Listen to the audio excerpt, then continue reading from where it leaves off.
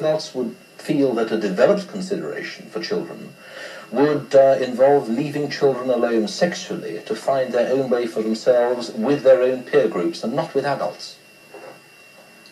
Yes, I would be all in favour of children finding their own way sexually, but I think also that adults have a part to play, because children are one part of the whole society. It isn't the society where we separate children from adults. What do you feel?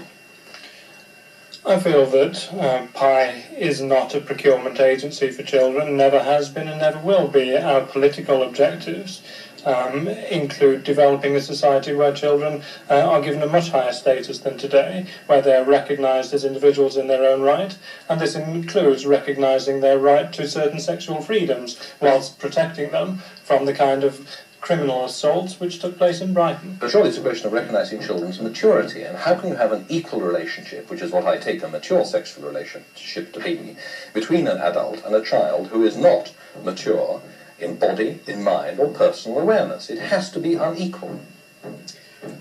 I don't accept that this concept of maturity at all.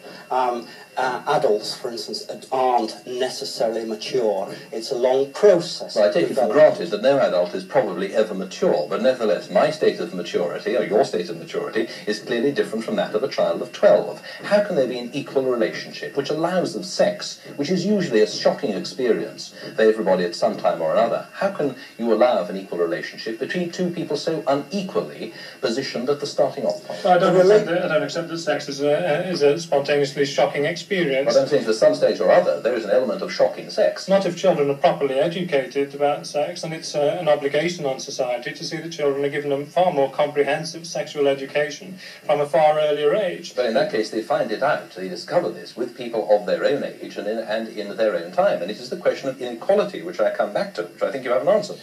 Indeed, by your lights, the relationship is unequal in the same way that a teacher-child relationship is unequal, in the same way that a parent-child relationship is unequal. The teacher's not exploiting the child sexually. And nor is a paedophile. Pedophiles do not exploit children. Pedophiles are using the child's sexuality.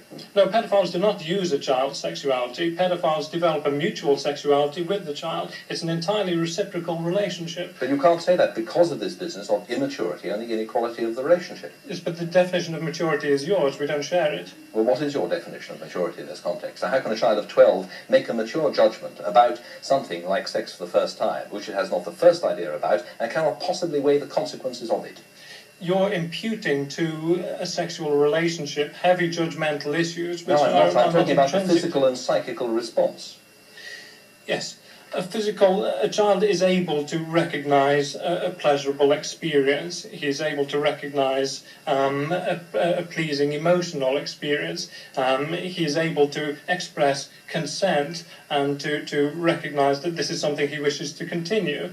And a responsible, caring paedophile it always refers to the wishes of the child.